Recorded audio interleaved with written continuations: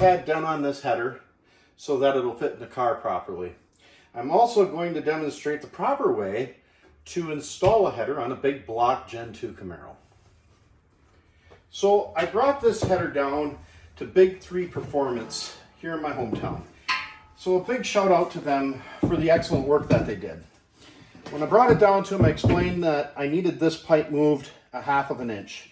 And they said if they heated it here and here, that they could accomplish this without kinking or really damaging the pipe. Now, I knew that it had a ceramic coat on it, and I gave the go-ahead because when it comes down to it, I knew that that would burn the ceramic coat off in that area, and I am more concerned with the functionality of this header than how pretty it looks in the car. So they went ahead, they heated it up here and here, and basically used a press to bring this pipe inboard by a 1/2 inch. And they did an excellent job. There are no kinks in this pipe. I took and I measured this pipe, and there really is no major differences up here. Where I might have lost an 1/8 inch here, I gained an 1/8 inch here. And when you're looking directly at the pipe, you can't see it. So kudos. So now I'm going to get this over to the car. We're going to jack the car up as high as we can, and we're actually going to install this from the bottom.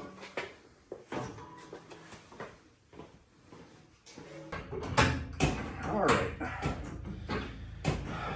We're going to get this car jacked up. A little short on. Ooh, it's okay. You'll be all right, little Jack.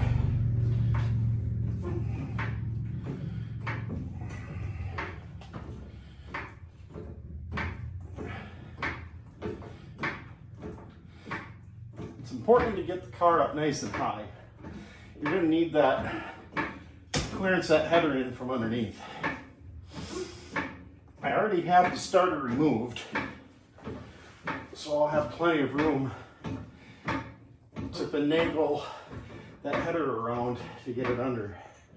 Ooh, that's where I want it. All right. Now, I'm going to throw a jack stand under here just for... Oops.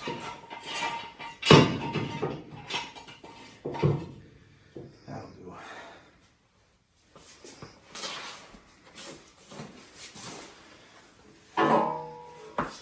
Let's get this header installed.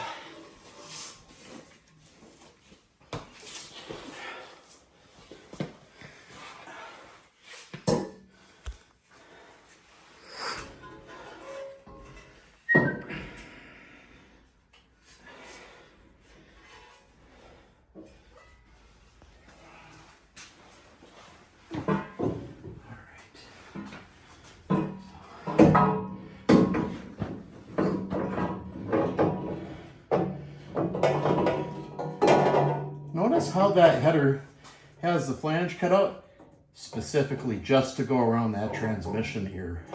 That's probably really not the reason. I just made it up. It'd be sort of funny if it was. Okay.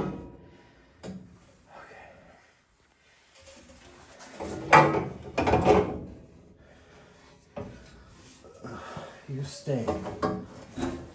All right, so I'm going to get this jack stand up underneath this header. Help me out with holding it a little bit, because God knows we all need another hand. All right, let's get this thing bolted in. Whew.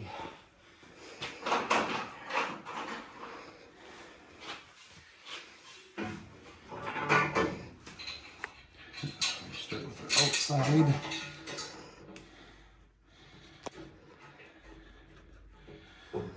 On these header bolts, I actually did use a copper style anti-seize,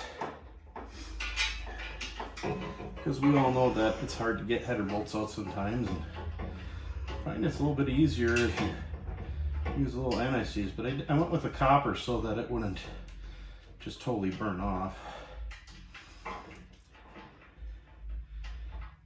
Come on. Oh, you got more headers.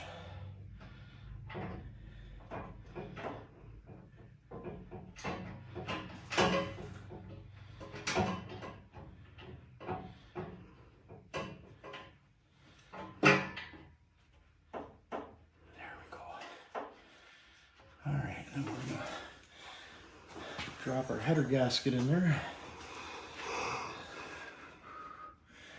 That should be the right way. There we go.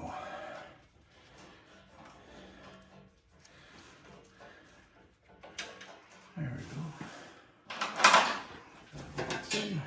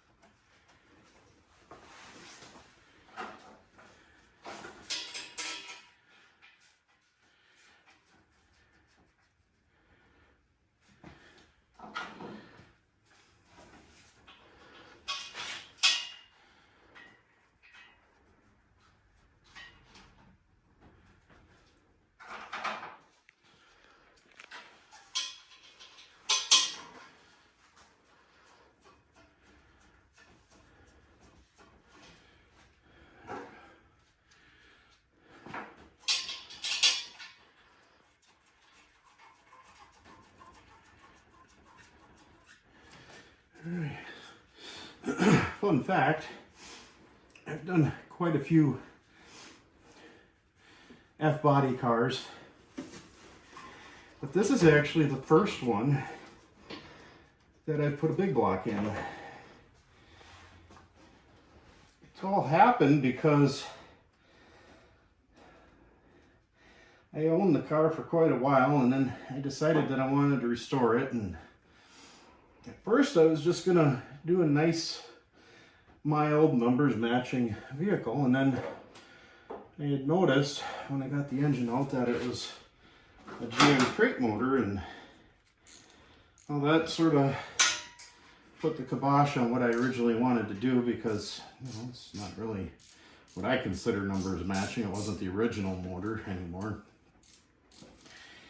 So then I thought, why not do something else? I've always wanted to do a big block, and I've always sort of wanted to have an autocross car, something I could play with, and that's where this happened. And boy, I'll tell you something, you think it's a good idea at the time, it's cool, but then you get into it, and next thing you know, you spent way more than you should have.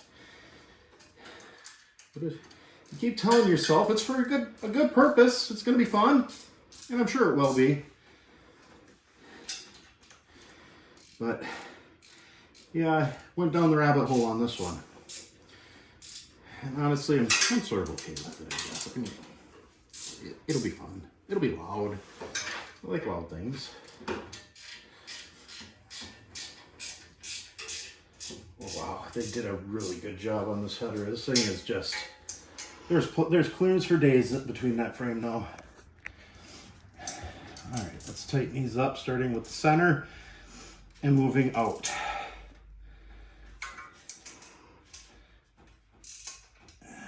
After we run this car, we'll tighten these bolts again. Usually after the first heat cycle, they like to loosen up a little bit, but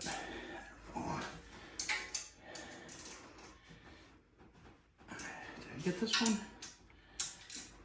Yeah, I did. Okay. And now for this one. And there we go. All right, next thing we're going to do is we're going to put that starter back on, lickety split, and we'll be done for the night with this. So we got a nice MSD Dynaforce starter here. I'm going to get this reinstalled under the car, and that'll be that. It'll be nice to be done with this part. Headers, you gotta love them. Gotta love them.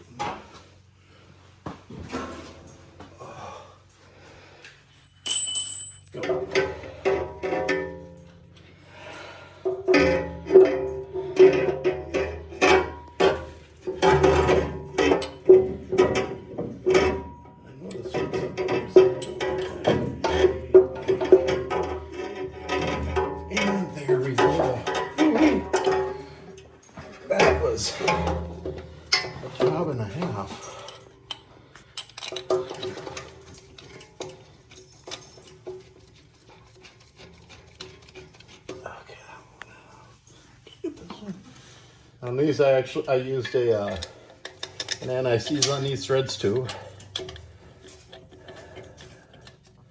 Just weighing them. Now, this starter's actually I've already looked at the throwout gear, and I made sure that the proper clearance was there, so no shimming has to be done on this. Okay.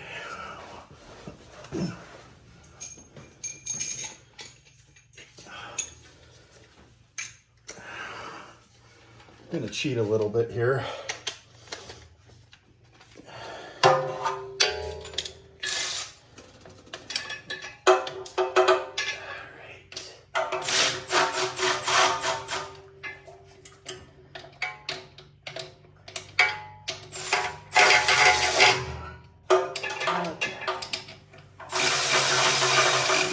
Now the final step on this particular starter is it does ask for a torque of 32 pounds on here. So I already have my trusty snap-on torque wrench under here. And I'm going to calibrate it quick. There we go. Set to 32 pounds. All right.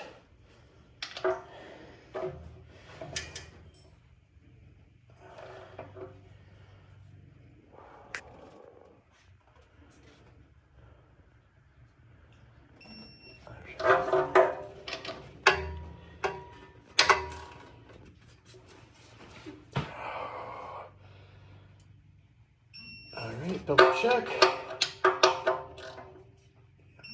Good. Good. Good. Alright, let me get out from under the cart.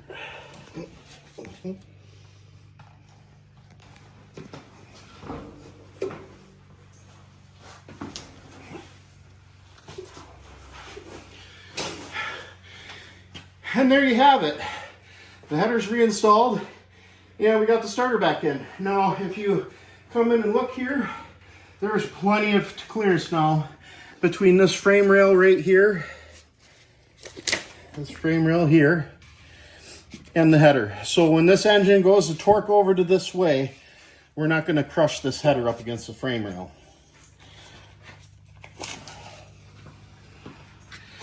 So until next time, keep on wrenching and never, ever let go of your dreams.